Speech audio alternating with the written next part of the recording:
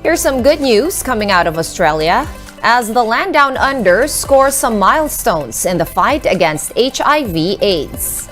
While the Philippines still has a lot of catching up to do, what Australia did to battle the fatal disease may not be such a tall task after all. One News editor Joey Francisco is in Brisbane and he filed this report.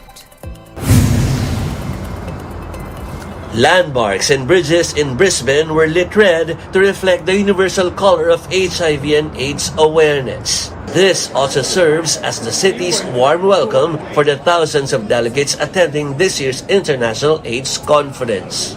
Experts, policymakers, and non-profit representatives are here for 4 days to attend various scientific and developmental meetings. It's a pleasant coincidence that the host country announced a major medical breakthrough during the convention's opening. Australia is poised to be the first country to achieve virtual elimination of HIV transmission, specifically in inner Sydney, an area known as this country's epicenter of the AIDS pandemic during the 90s. Experts are lauding Australia's efforts because the infection decline here is among the best in the world and they will be able to achieve the UN target before the 2025 deadline. Amid the celebration, a word of caution from the International AIDS Society president. Is that despite the great news of potentially getting close to eliminating HIV transmission in Australia, HIV is far from over. And the real reason for that is that HIV is unlike any other infectious diseases. Smallpox and polio and COVID and almost any other virus you know about is an acute infection. It goes away and gets cleared.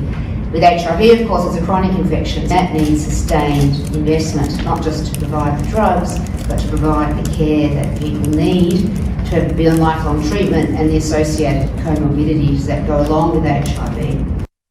Experts believe focus should now be shifted on countries lagging behind UN targets, especially those in Asia and the Pacific. Concerns were raised specifically with what's been happening in the Philippines.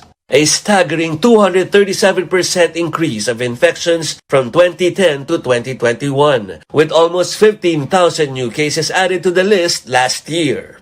Dr. Rosanna Ditangco of the AIDS Society of the Philippines and RITM is here in Brisbane for the meetings. She's optimistic that our country can still achieve Australia's success story despite the not-so-good statistics.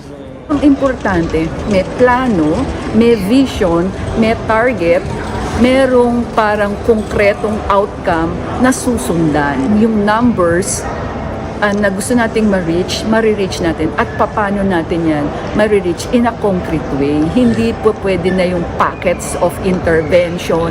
Hindi na pwedeng ganyan. Kasi wala tayong ma-reach pagka ganyan. Kailangan talaga ang ating act ay synchronized. The whole of society must exert efforts to suppress the alarming rise of tuberculosis and HIV/AIDS.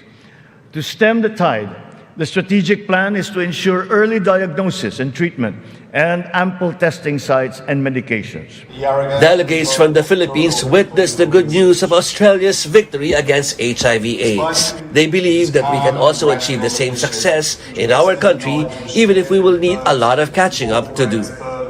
What is important, they say, is now there is scientific proof that HIV/AIDS transmission can be eliminated.